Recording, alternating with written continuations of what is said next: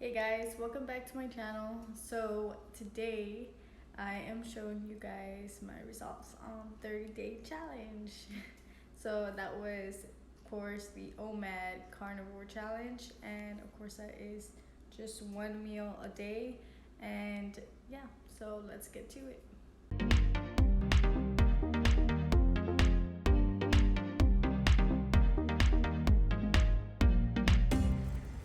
So this video won't take very long because I'm just going to be going through the straight quick points. And so I kind of wanted to talk to you guys about the first weeks and the last weeks, and it's just a month, but I mean some changes were made. So I just kind of wanted to tell you guys a little bit how I was feeling during that time. So for the first week, it was really easy. It was very just very fast. During this whole time, throughout the whole month, pretty much I was taking it easy, letting my body take a break and rest. So I wasn't exercising very much. So pretty much all the weight that I lost was water weight. And because of that, it was only like around 6 pounds of water weight. Sorry, my daughter had a little emergency that she wanted to apparently bring up at this moment. So for the second week, it was pretty easy still, but I did start to incorporate some like candida stuff. So just to kind of kill candida, because I started assuming that I did have it. And of course, you guys saw, if you guys follow me, you guys saw that how my tongue kind of looks before I started, and then I'm showing you guys now how it showed before and then after. So the after, of course, is like a lot better. And literally, guys, this was on my third week that I got these results. So at the end of the second week, I was implementing some anti-candida stuff like protocol. Kind of sticking, of course, just to carnivore, and I was just adding in like some garlic. And so on third week, I was pretty much completely into the anti-candida stuff. I was just kind of going by things that I found on the internet and YouTube videos, and kind of just making my own, like, hopefully this will work plan. So that started happening, and when that started happening, this is where the week began to be very long. And it's just because of all the like candida like die off. Basically, it just started kind of hurting my body and stressing it out. And it's pretty crazy because you can tell in my tongue pictures that I showed earlier is that I have like some ridges, and that's usually from stress. And so even though like I wasn't mentally stressed, my body was like physically stressed during this whole week or that whole week. And basically it causes like me to put pressure on like my tongue and onto my teeth, I mean. And so basically it causes those ridges. And it was really hard for me to kind of just relax.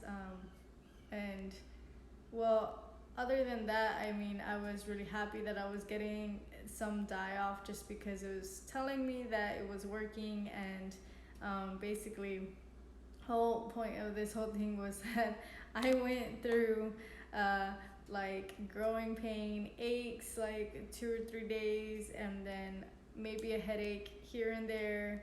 I felt very tired, and I was sleeping a lot more than usual, and I literally just didn't want to do almost anything, um, which was kind of helpful that I wasn't having to worry about going to the gym or anything like that, because I was giving my body rest anyways. But I do wish that I had implemented more of like liver like support, stuff like that, throughout these days, and diatomaceous earth, because the diatomaceous was kind of like drawing out the like stuff, the detoxes, and